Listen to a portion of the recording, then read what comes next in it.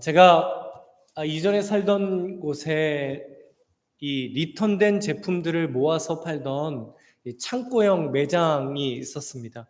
딱히 간판도 없었고요.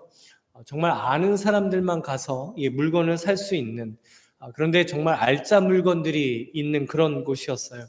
정말 기가 막힌 타이밍에 가면 정말 말도 안 되는 가격에 아주 물건을 싸게 구입할 수 있는 곳이었습니다. 그때 아내랑 가서 이 접시 이렇게 6개가 묶여져 있는 한 세트를 20몇 불인가를 주고 이렇게 샀어요.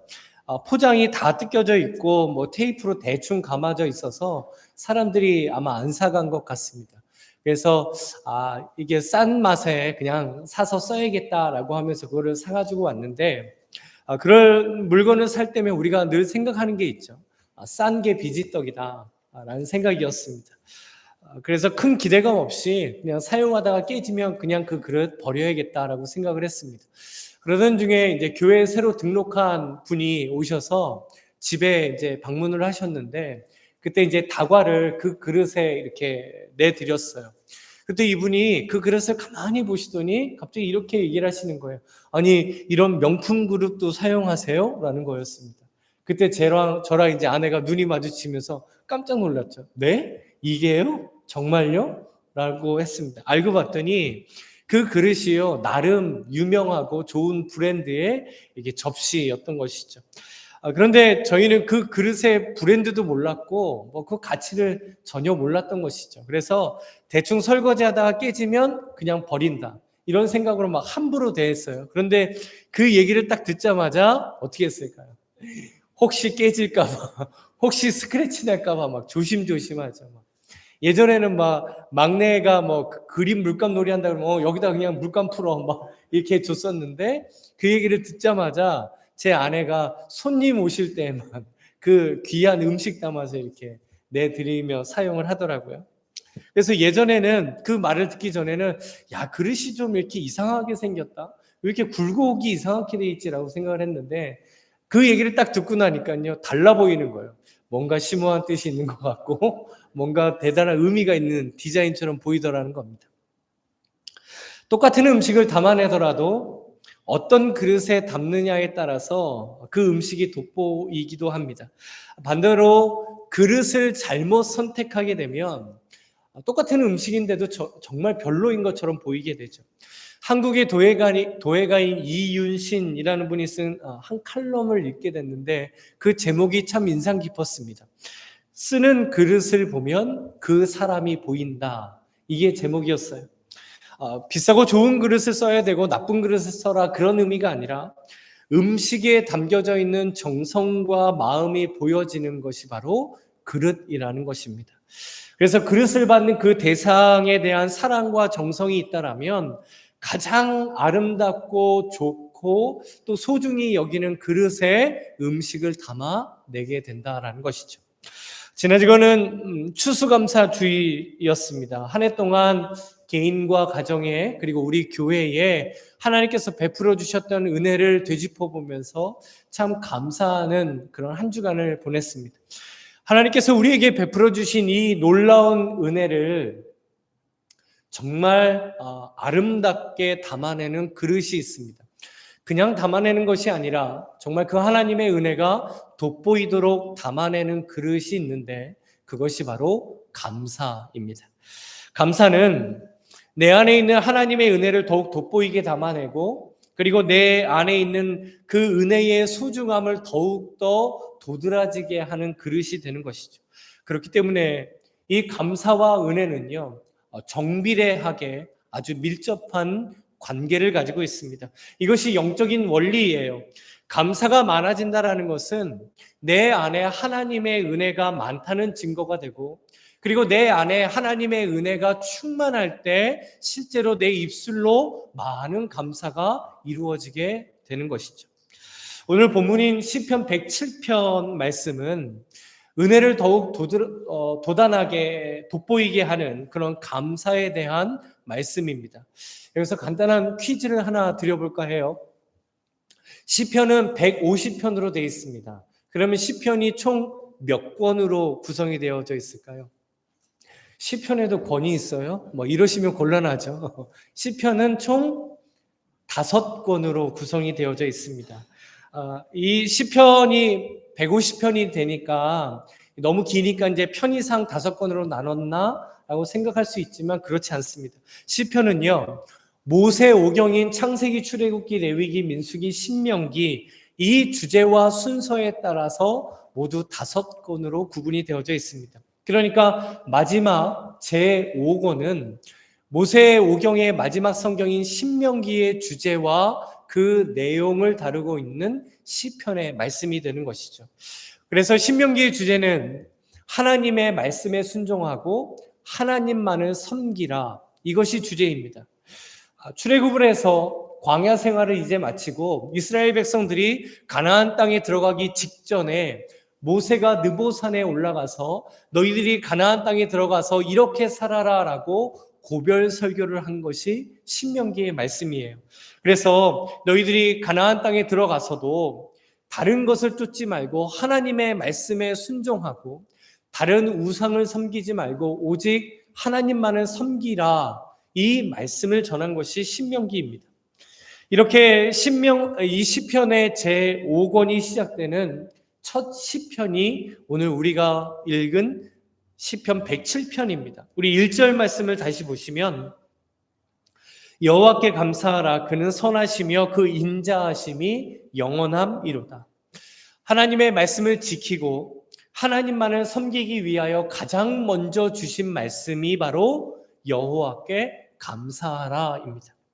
여기서 우리는 아주 영적으로 중요한 원리를 깨닫게 돼요. 하나님의 말씀을 지키며 사는 그리스도인이 되기 위해서 너희는 하나님께 감사하라라고 하시죠. 세상의 어떤 유혹과 시험에도 흔들리지 않고 너희들이 하나님만을 섬기기 위하여 먼저 하나님께 감사하라라고 말씀해 주십니다. 이렇게 하나님을 믿고 하나님의 말씀에 순종하며 사는 그리스도인에게 감사는 선택의 문제가 아니라 하나님을 향한 믿음의 반응이라는 것이죠.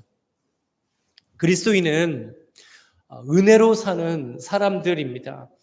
모든 것이 은혜입니다라고 고백하며 사는 사람이 바로 그리스도인이죠. 기독교 신앙은 은혜로 시작해서 은혜로 끝이 납니다. 내가 예수님을 통해 구원받은 것도 은혜이고 진노의 자녀였던 내가 하나님의 자녀가 됐고 하나님의 자녀로 사는 것도 은혜입니다. 매일매일 삶을 살아갈 수 있는 내 삶의 모든 것을 하나님께서 주관해 주시고 섭리해 주시고 허락해 주시기 때문에 내가 하루하루 살아가는 것도 하나님의 은혜입니다. 그리고 이 땅에서뿐만 아니라 우리가 영원한 생명을 가지고 살아갈 그 하나님 나라를 우리에게 주신 것 역시 하나님의 은혜이죠. 그러니까 정말 하나님의 은혜가 아닌 것이 없습니다.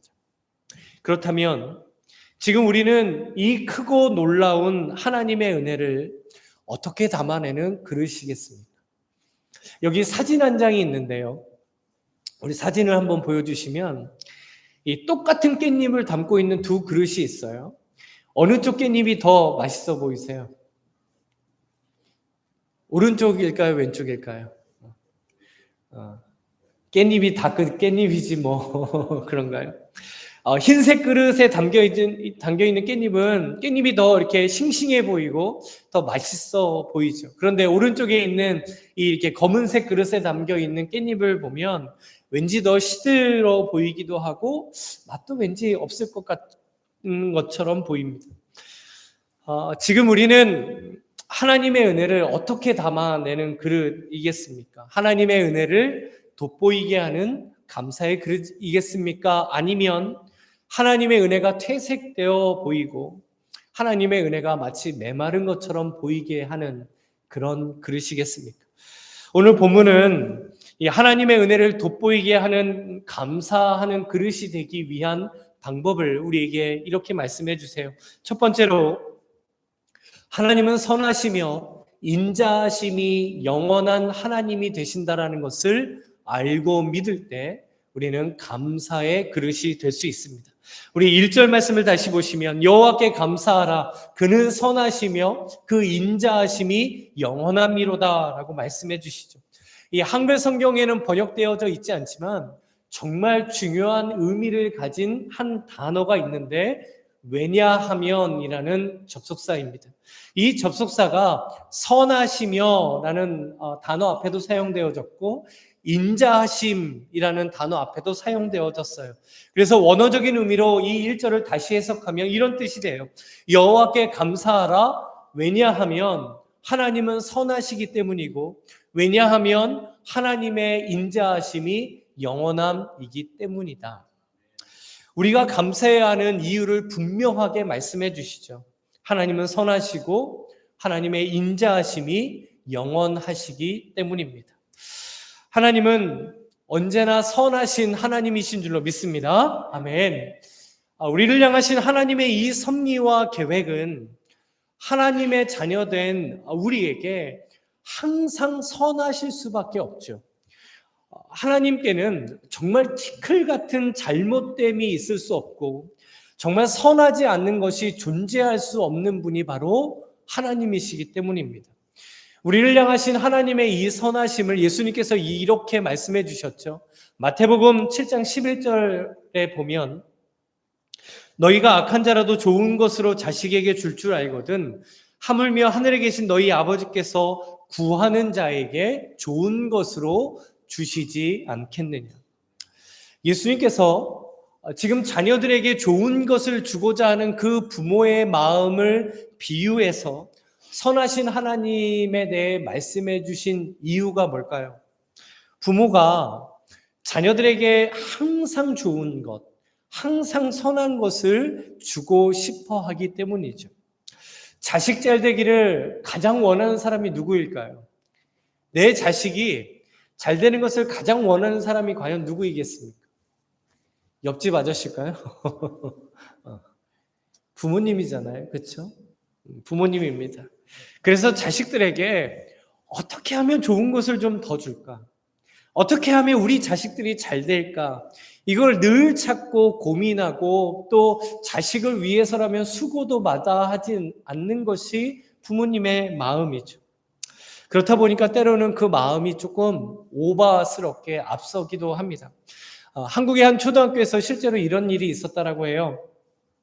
이제 그 학교에서 이제 운동장을 모래로 까는 이제 작업을 하려고 이제 모래 이제 언덕을 이렇게 군데군데 쌓았습니다. 그래서 학생들에게 이제 내일 이제 그 모래를 퍼서 운동장에 다 뿌려야 되니까 집에서 이제 그릇 하나씩 다 가져와라라고 했습니다. 이런 걸 보면 꽤 오래전 일이었던 것 같아요. 그래서 이제 선생님이 그렇게 말하니까 아이들이 다 집에서 그릇을 가져왔어요. 큰 그릇도 있었고 작은 그릇도 있었겠죠. 그런데 그 반에서 유독 한 학생이 그릇을 안 가져오고요. 라면 봉지를 가져온 거예요. 그래서 선생님이 의아했어요.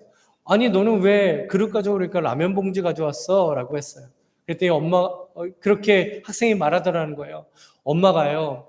큰 그릇 가져가면 무겁고 너 일 많이 해야 되니까 라면 봉지 가져가라. 그래서 그거 조금 담고 이렇게 일 조금만 해라. 그래서 라면 봉지를 주시더라고 하더라는 겁니다.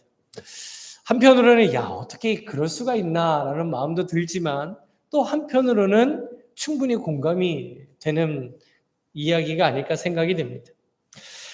우리 아버지 되시는 하나님은 언제나 선하신 하나님이시기 때문에 하나님의 자녀들에게 잘못된 것, 악한 것을 절대로 허락하실 수 있는 분이 아닙니다. 단지 그 선하심을 우리는 자꾸 우리 입장에서 판단하려고 하죠. 우리 입장에서 자꾸 해석하려고 합니다. 그 결과를 보고 자꾸 내 경험과 내 기준을 가지고 하나님의 선하심을 판단하려고 하기 때문에 종종 오해가 생기죠. 아니 하나님이 살아계시다라면 어떻게 이런 일이 있을 수 있나? 아니 하나님께서 나의 기도를 들어주신다라고 하는데 왜 내가 그토록 간절히 기도하는 이 문제를 해결해 주시지 않지? 하나님이 나를 사랑하신다는데 왜 이 고통, 이 어려움, 이 문제를 해결해 주시지 않지? 하나님이 나와 함께 하신다는데 왜 이런 고통이 있고 이런 문제가 있고 이런 어려움이 닥치는 것인가? 그런데 이런 생각들을 가만히 되짚어 보면 우리는 그 하나님의 선하심을 내가 중심이 돼서 판단하려고 하는 것이죠. 하지만 아무리 우리들이 보기에 선하지 않는 것처럼 보인다 할지라도 하나님께서는 그 모든 것을 통하여 선을 이루어 가시는 선하신 하나님이신 줄로 믿습니다. 그래서 하나님께서 오늘 우리에게 이렇게 말씀해 주시는 거예요. 감사하기 원한다면 내가 선하다는 것을 믿어라 라고 말씀하시는 겁니다. 그렇기 때문에 지금 내가 겪고 있는 문제나 어려움이나 고통이 있더라도 하나님께서 언제나 선하시다라는 것을 알고 믿을 때 그 하나님을 통하여 우리는 감사를 할 수 있게 되는 것이죠.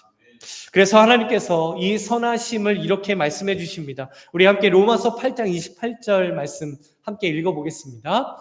우리가 알거니와 하나님을 사랑하는 자 곧 그의 뜻대로 부르심을 입은 자들에게는 모든 것이 합력하여 선을 이루느니라. 아멘. 하나님께서 우리가 살아가는 모든 것, 우리의 모든 것을 합력하게 하셔서 선을 이루도록 하십니다.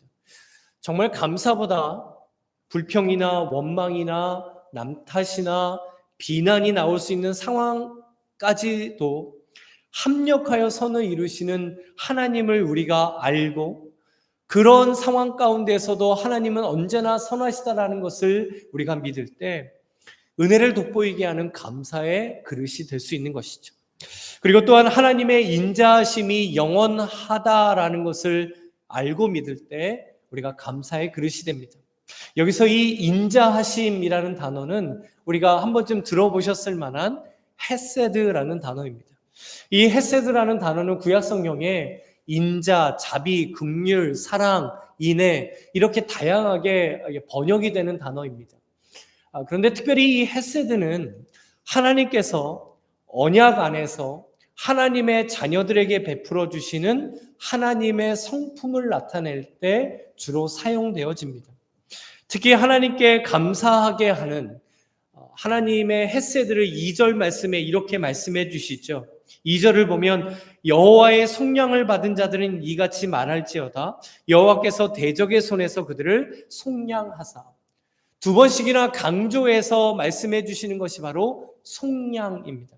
속량은 값을 대신하여 치루어 주다. 내가 갚을 수 없는 빚을 대신하여 갚아주다라는 뜻입니다. 하나님의 헤세드로 속량을 받았기 때문에 너희들은 하나님께 감사할 수 있다라고 말씀해 주시죠.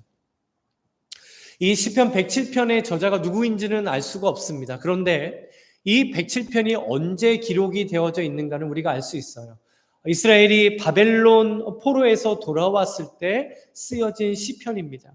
이 시편의 저자는 자신들이 70년 동안 포로 생활을 하다가 다시 이스라엘로 돌아오게 하신 것은 하나님의 속량하심 때문이라고 고백을 합니다. 이게 무슨 의미일까요? 자신들의 힘과 어떤 자신들의 능력으로 다시 이스라엘로 돌아온 것이 아니라 하나님께서 모든 것을 자신들을 대신하여 갚아주셨기 때문에 자신들이 하나님의 이 속량의 은혜를 얻었기에 하나님께 돌아올 수 있었고 하나님께 찬양할 수 있다라고 고백을 하는 것이죠. 이 하나님의 헤세드는 그리고 저와 성도님들에게도 동일하게 주시는 하나님의 은혜가 됩니다.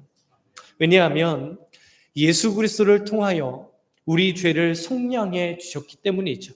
우리 함께 갈라디아서 3장 13절 말씀을 읽어보겠습니다. 함께 읽죠. 그리스도께서 우리를 위하여 저주를 받은 바 되사 율법의 저주에서 우리를 속량하셨으니 기록된 바 나무에 달린 자마다 저주 아래에 있는 자라 하였음이라. 아멘. 우리를 향하신 하나님의 헤세드가 뭘까요? 바로 예수 그리스도입니다. 그래서 예수님께서 십자가에서 죽으심으로 그 속량의 은혜를 우리에게 주셨고 그 은혜를 입고 하나님의 자녀가 된 우리들은 그 구원의 은혜만으로도 충분히 감사할 이유가 있는 것이죠. 결국 이 하나님의 선하심과 인자하심으로 감사하라. 이 말씀의 의미가 무엇이겠습니까? 70년이라는 포로 생활에서 다시 고국으로 돌아왔을 때 그런 상황과 환경이 그들에게 감사의 이유가 충분히 될 수 있었겠죠. 그것 때문에 감사할 수 있는 제목이 되었겠죠. 그런데 그 가장 먼저 너희들이 해야 할 것은 여호와께 감사하라. 왜냐하면 하나님은 선하시고 하나님의 인자하심이 영원하시기 때문이다. 곧 하나님 때문에 감사하라라고 말씀해 주시는 겁니다. 결국 지금 나의 상황이나 나의 조건에 따른 감사가 아니라 하나님의 그 존재, 그 하나님의 은혜로 말미암아 감사하라라고 말씀해 주신 것이죠. 선하신 하나님을 내가 믿고 나를 속량해 주신 하나님을 내가 믿기 때문에 우리는 감사의 그릇이 될 수 있는 것입니다. 우리가 살면서요, 감사할 만한 일, 그 일들에는 참 감사하기를 잘 하는 것 같습니다. 하지만 내가 이 땅에 살아가면서 정말 감사해야 할 그 어떤 일보다 진정으로 비교할 수 없는 나를 구원해 주신 하나님의 은혜, 나의 죄를 속량해 주신 예수님의 그 구속의 은혜에 진정으로 감사하는 우리 모두가 되기를 간절히 소망합니다. 지금 우리의 감사는 내 어떤 결과, 내 상황, 내 어떤 조건, 이런 것들 때문에 하는 감사이겠습니까? 아니면 하나님이 선하시기 때문에, 하나님의 인자하심이 영원하시기 때문에 감사하는 감사의 그릇이겠습니까? 우리 감사의 출발점은요, 내가 잘 됐기 때문이 아니에요. 좋은 결과가 내 삶에 있기 때문이 아닙니다. 바로 하나님 때문에 감사하는 것인 줄로 믿습니다. 몇 년 전에 어떤 가족이요, 이제 한 해를 마무리하면서 이런 모임을 가졌대요. 아빠가 아이들을 모아놓고 올 한 해 감사한 일이 있으면 좀 나눠보자라고 했습니다. 그러니까 첫째 아들이요, 이렇게 얘기를 하더래요. 내가 정말 가지고 싶은 컴퓨터를 가지게 되어서 정말 감사합니다. 그리고 둘째 딸에게 물어봤더니 내가 그동안 너무너무 가지고 싶어 했던 이 스마트폰을 가지게 돼서 너무 감사합니다 라고 하더라는 거예요. 이 아빠가요, 내심 서운했대요. 왜냐하면 그 아이들로 하여금 이렇게 아빠 때문에, 엄마 때문에, 부모님 때문에 감사해요. 이런 본질적인 감사를 좀 듣고 싶었기 때문이죠. 그래서 약간 실망하고 있는데 셋째가 갑자기 이러더라는 거예요. 나는 엄마, 아빠, 우리 가족이 있어서 너무 감사해요. 이 말을 듣는데 마음이 갑자기 찡해지더라고요. 이러면 이제 어느 가족인지 이제 들통이 나는 건데, 그러더라는 거예요. 근데 내심 이런 말이 듣고 싶더라고요. 첫째 아이한테 내가 컴퓨터가 생겨서 너무 좋아요. 너무 감사해요. 그런데 이 컴퓨터를 사주신 엄마 아빠가 있어서 너무너무 감사해요. 둘째 딸은 스마트폰이 생겨서 너무너무 좋아요. 그런데 이 스마트폰을 사주도록 하신 엄마 아빠가 있어서 너무너무 감사해요. 이런 말을 내심 듣고 싶었던 것이죠. 그런데 혹시 우리도 하나님 앞에서 그렇게 감사하고 있지는 않겠습니까? 나한테 이게 생겨서 감사해요. 이런 일이 되게 해주셔서 감사해요. 이 문제가 해결돼서 너무너무 감사해요. 라고만 멈추는 거죠. 그런데 그 문제를 해결하게 하신 하나님에 대한 감사, 그것을 얻게 하신 하나님에 대한 감사, 내가 살아가도록 하신 하나님에 대한 감사를 혹시 우리가 잃어버리고 살고 있지는 않겠습니까? 하나님은 선하시며 인자하심이 영원하신 하나님이신 줄로 믿습니다. 그렇기 때문에 우리의 고백이 이런 고백이 되기 원해요. 하나님은 정말 선하십니다. 비록 지금 내 눈에, 지금 내 상황이 어렵다 할지라도, 힘들다 할지라도 하나님은 선하시기 때문에 그 선하신 하나님 나는 믿습니다. 나는 확신합니다. 바로 이렇게 될 때 우리는 감사의 그릇이 될 줄로 믿습니다. 그리고 두 번째로 우리는 감사를 말할 때 은혜를 돋보이게 하는 감사의 그릇이 될 수 있습니다. 이것은 감사의 그릇이 되는 방법이기도 하고 또 감사를 실천하는 방법이기도 합니다. 우리 2절 말씀을 다시 보시면 여호와의 속량을 받은 자들은 이같이 말할지어다. 여호와께서 대적의 손에서 그들을 속량하사. 여호와의 속량을 받은 자들아 이같이 말할지어다 라고 하시고, 그 감사의 내용이 무엇인지 너희들이 속량을 받았기 때문이다 라고 말씀해 주시죠. 무엇을 의미하는 것일까요? 하나님의 속량의 그 은혜를 너희들은 말하라는 것입니다. 감사를 표현하라라는 것이죠. 그래서 감사는 은혜를 담아내는 그릇이고 은혜를 돋보이게 하는 그릇이 됩니다. 우리는 감사한 것이 있다면 그 감사한 것을 말할 수 있어야 합니다. 이것은 마치 내 주변 사람들에게 이렇게 말하는 거예요. 내 안에 하나님의 은혜가 있어요. 나는 지금 이런 하나님의 은혜를 경험하며 살아요. 지금 하나님께서 나에게 이런 은혜를 베풀어 주고 계세요. 이것을 표현하는 것이 바로 감사를 말하는 것입니다. 그리스도인이 감사를 말한다는 것은 결국 우리 안에 하나님의 은혜가 있다라는 증거가 되는 것이죠. 이것이 정말 중요합니다. 말한다라는 것은요, 혼잣말을 의미하는 게 아닙니다. 공동체 안에서 누군가에게 그 말이 전달되어지는 것이죠. 그렇다면 성령을 받은 그리스도인이 감사를 말해야 하는 공동체는 어디일까요? 우리 가정이고 우리 교회입니다. 감사한 일이 있으면 감사를 말하시고 감사를 표현하시기 바랍니다. 한번 생각을 해보면 우리가 이런 경험을 참 많이 하는 것 같아요.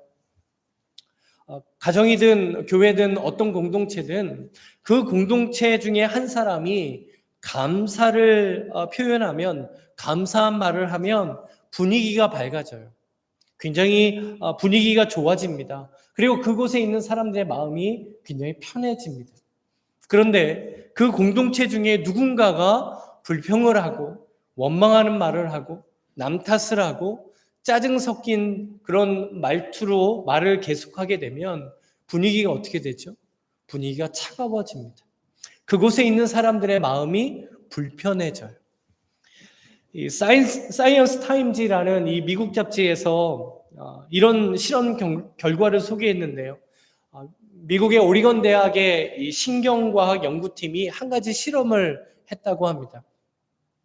무작위로 두 그룹을 나누고 3주 동안 한 그룹에서는 자기가 감사한 일을 3주 동안 나누도록 했고, 다른 한 그룹에서는 지금 자기가 불평이 나오는 일, 원망스러운 일을 나누게 했다고 해요.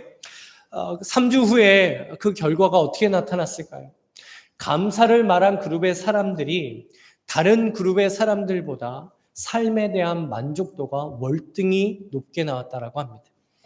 그리고 감사를 말한 그룹의 사람들에게서요, 아주 특별한 현상이 하나 나타났는데, 그게 뭐냐면 실제적인 그들의 일상 가운데 아주 긍정적인 변화와 행동이 일어나게 되었다라는 것이죠. 이 실험의 결과가 무엇을 보여주는 것일까요? 감사는 영향력이 있다라는 것입니다. 그리고 감사는 나 자신뿐만 아니라 다른 사람을, 그리고 공동체를 변화시킬 수 있는 힘이 있다라는 것이죠. 그렇기 때문에 우리는 가장 먼저 우리의 가정에서 은혜를 담은 감사의 그릇이 되어야 합니다. 그리스도인의 가정에서요, 감사를 말하는 것은 너무너무 중요해요. 왜냐하면 그 감사를 통해 은혜가 우리 안에 도드라지기 때문입니다. 그래서 그리스도인은 내 배우자에게, 우리 자녀들에게, 또 우리 부모님에게, 우리 가족들에게 감사를 말해야 합니다. 감사를 전해야 해요. 그런데 같이 살다 보면 불평이 나오고 불만스럽고 또 원망스러운 그런 일들이 많이 생기잖아요. 그런데 그때는 우리가 좀 말을 참고 오히려 자그마한 것에도 감사를 가족들에게 표현할 수 있어야 합니다. 한국의 한 방송에서요, 부부들을 대상으로 이런 조사를 했어요. 나를 가장 기쁘게 했던 배우자의 말이라는 설문조사입니다. 아내들이 어떤 말을 들을 때 가장 기뻐했을까요, 남편한테? 여기 있다 월급 뭐 이런 거였을 거예요. 1위가 뭐였냐면 사랑해라는 말이었다고 합니다. 그리고 남편들은 어떤 말을 들었을 때 제일 기뻐했을까요? 아내한테. 나한테 당신이 전부예요 라는 말을 들었을 때라고 합니다. 그리고 다른 순위들을 보니까 이런 말들이 있었어요. 아내들은 고생했어 여보, 정말 고마워, 당신이 최고야. 그리고 5번째가 이게 되게 인상적이더라고요. 당신이 훨씬 더 예뻐. 이 말을 들을 때 이제 아내들이 기뻐한다고 해요. 남편들은 아내에게 이런 말을 들으면 기뻐했다라고 해요. 당신이 정말 자랑스러워요. 당신은 정말 좋은 남편이야. 당신은 정말 좋은 아버지야. 이 말을 들었을 때라고 합니다. 그런데 반대로 아내들을 화나게 하는 말들도 있었다고 해요. 조사해 보니까 이런 말들이었다라고 해요. 남편이 아내한테 나도 당신처럼 좀 걱정 없이 속 편하게 살면 정말 좋겠다. 막 이렇게 얘기했다고. 그리고 당신은 몰라도 돼. 그리고 또 아파? 이런 말을 들으면 되게 화가 났다고 해요. 그리고 남편들을 화나게 하는 아내들의 말도 있었다라고 해요. 옆집 남편은 안 그러는데 당신은 왜 그러는 거야?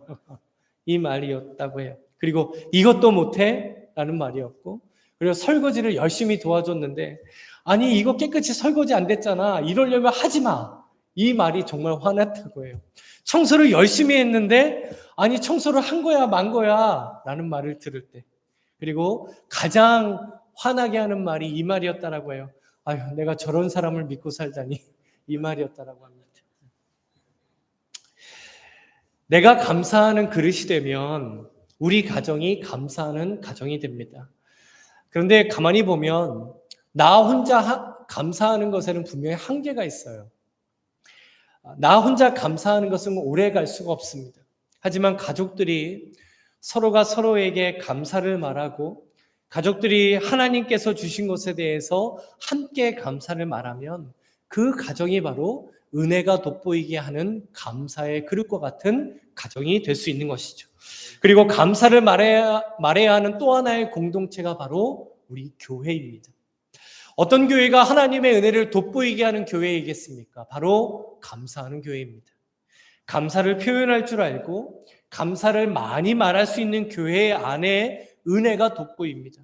그런데 감사보다 불평스러운 말, 불만, 원망, 누군가를 탓하는 말, 그런 말을 하면 교회 분위기가 어떻게 될까요? 차가워질 수밖에 없어요. 냉랭해질 수밖에 없습니다. 교회는 주님의 몸된 교회입니다. 예수님은요, 너무나 포근하고 따뜻한 분이셨어요. 예수님께서는 그래서 우리에게 평안을 주셨고, 예수님께서 우리에게 기쁨을 주셨고, 너희들이 나에게 오면 참된 쉼을, 안식을 누린다라고 하셨습니다. 그만큼 예수님 안에 있으면 편안해진다라는 것이죠. 그렇기 때문에 교회는 예수님의 몸이잖아요. 그러면 그 예수님의 분위기가 교회 안에서도 있어야 하는 것이죠. 그렇기 때문에 교회에서 다른 분들에게 감사를 많이 말해 주시기 바랍니다. 우리 주성계 교회가 정말 감사하는 말이 차고 넘치는 그런 교회가 되기를 간절히 소망합니다. 그래서 우리 이렇게 말해야 돼요. 목사님 감사합니다.